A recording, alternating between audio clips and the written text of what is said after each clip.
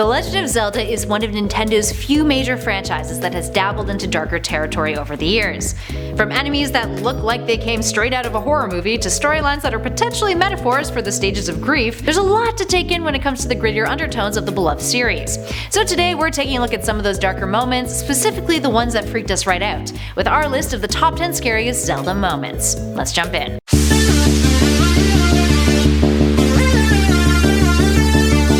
At 10, Yetta from Twilight Princess. Yetta is a Yeti who is the wife of Yetto.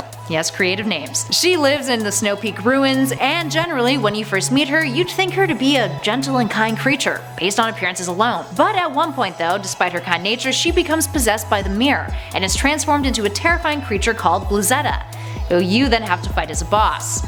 And the cutscene leading up to that fight is not pleasant, to say the least.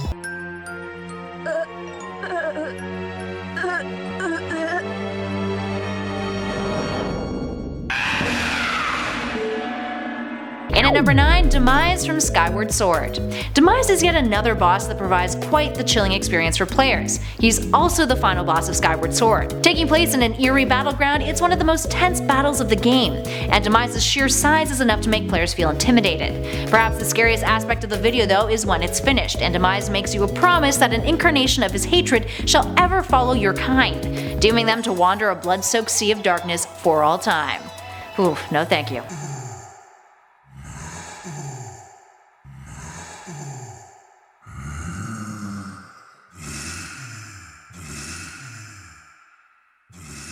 And at 8, The Vision from Twilight Princess. The Vision is a cutscene that many consider to be really freaky, and it's really a solid example of how Nintendo isn't afraid to explore darker territory with the series.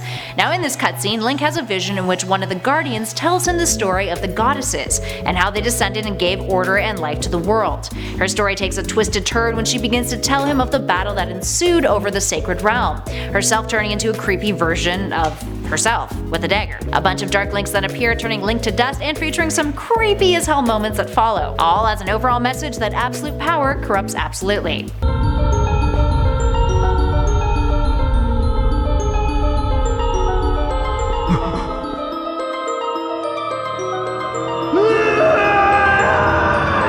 And at number 7, House of Skulltula, Ocarina of Time. Here we have one of the spookiest locations to ever appear in a Zelda game. This house can be found in the Kakariko village and is home to the fabulously rich family, all of who were transformed into Skulltulas thanks to their greed. Now it's your mission to free them of the curse by killing enough gold Skulltulas and retrieve their tokens.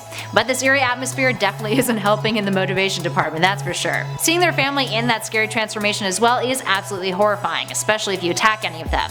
It's a sound effect that I'd rather erase from my memory.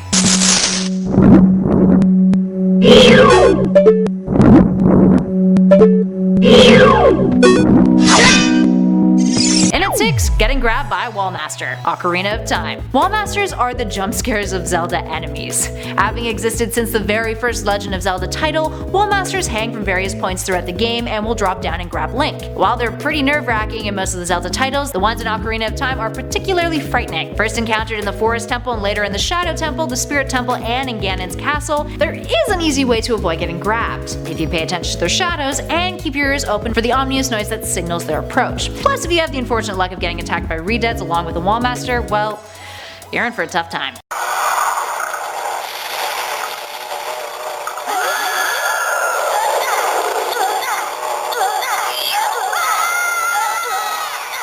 And at 5, fighting Death Sword, Twilight Princess. Death Sword may only be a mini-boss in Arbiter's grounds, but holy crap is he utterly horrific. He is an undead spirit who wields this massive black sword. Now when you first enter the boss room, you'll see a sword tethered to the ground by a bunch of rope, with the sword embedded into the stone floor. You cut one of those ropes and the sword will begin to rise. It's spooky as hell.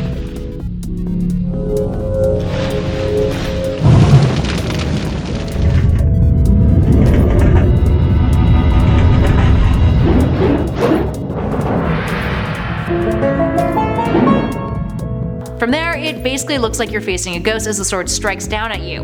You need to become Wolf Link in order to use your beast senses and reveal Death Sword's true form, which gradually becomes more and more visible the more you attack. And it ain't pretty. You can eventually turn back into your regular old self and shoot arrows at the boss who floats above you. But perhaps the worst part about the Death Sword battle is its wails. They're super unsettling.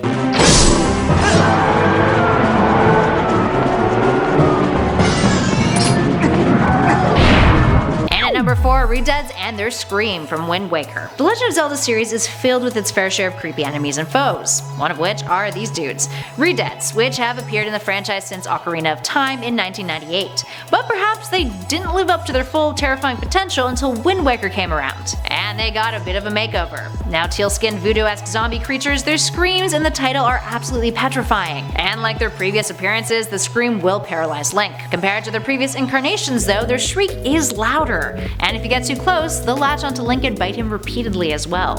No bueno.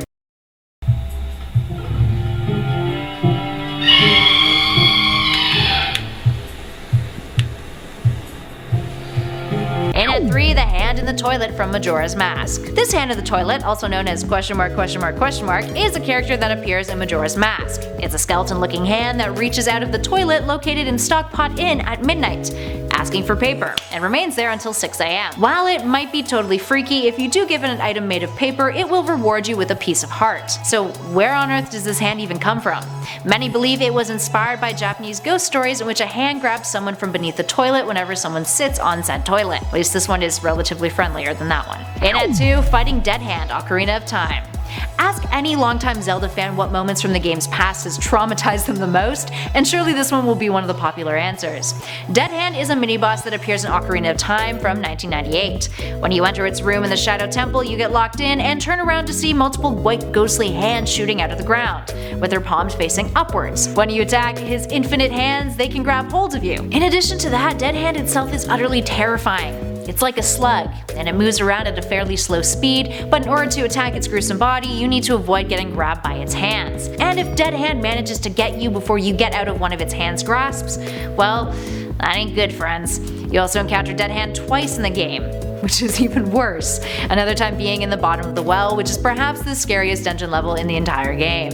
And its infinite hands? Well, players have speculated that you're fighting over a mass grave, and the red spots all over Dead Hand's body is actually the blood of its victims, who are, the hands that are sticking up and grabbing you. Ah.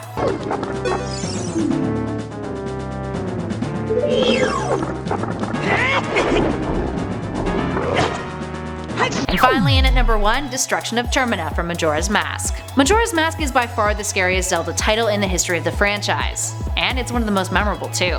If you haven't played the game, which is a shame since it came out in 2000, spoilers for a potential ending here, guys. If Link fails to stop Skull Kid will use Majora's Mask to have the moon destroy the entire world, crashing into Termina. This is also the fate if you don't play the Song of Time to reset the 3-day cycle, causing the moon to be engulfed in flames, shooting chunks of rock into the surface of the earth.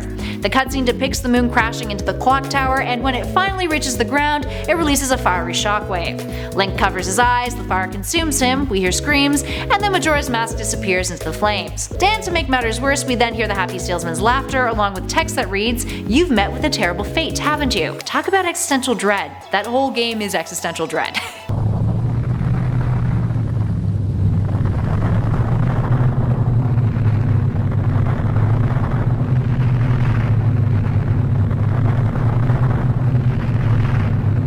Alright, there we have it, friends. What other scary moments from Zelda games have freaked you out in the past? Give us a shout in those comments below and tell us about all of your feels. If you like this video, spread the love, hit that like button, and hey, why not hang out with us some more by clicking on subscribe? We've also got a nifty little playlist currently floating on your screen, so make sure to check it out for more videos just like this one. In the meantime though, thanks for watching. I'll catch you all in the next video.